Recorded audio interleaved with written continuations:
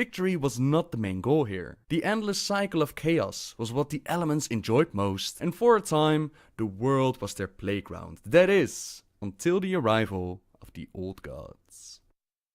Sent by the Void Lords to infect and corrupt planets in the hopes of hitting the jackpot and corrupting its Titan spirits, these Old Gods, Y'Shaarj, Yogg-Saron, C'Thun and N'Zoth, they slammed into Azeroth's surface, tendrils burrowing deep into the world crust towards the defenseless heart of Azeroth. Organic matter seeped from the Old Gods' blighted forms, giving birth to two distinct races. One of them was the cunning and intelligent Naraaki, also known as the Faceless Ones, whereas the second race was the Aqir, insectoids of incredible resilience and strength. The Naraaki acted as ruthless taskmasters, putting the Aqir to work to build towering citadels and temple cities around their masters' colossal bodies. The greatest of these bastions, it was built around Y'Shaarj, the most powerful and wicked of the Old Gods. Before long, the Black Empire would rise and it took control over Azeroth, and of course this did not go unnoticed by the Elemental Lords. For the first time in Azeroth's history, the Elemental Lords worked together rather than against each other. Fire, wind, earth and water,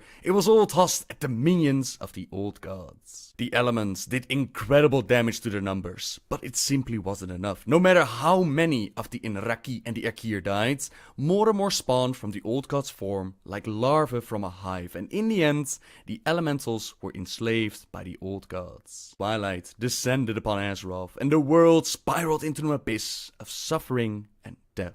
In the meantime, in the depths of the Great Dark Beyond, Aggramar continued his mission of eradicating all signs of demonic influence. His battles took him from one world to the other until he sensed the tranquil dreams of a slumbering world soul. He made his way to this world only to discover that Sargeras had been right about the Void Lords and their plans. The planet had been infected, but Aggramar believed that the world was not beyond saving. He quickly made his way back to the Pantheon and convinced them to join him in his mission of cleansing the planet. The spirit he had sensed inside the planet, it was mighty, possibly even more powerful than Sargeras, and if it was brought to maturity, it could be a great ally against the Void. On top of that, the Titan spirit was one of their own. It was family, so they had to do everything in their power to save it. For this, Aggramar had a bold plan of attack. All members of the Pantheon, they would travel to Azeroth and purge the Black Empire that had claimed it. They would not take action directly, since they feared that their colossal forms and their colossal power,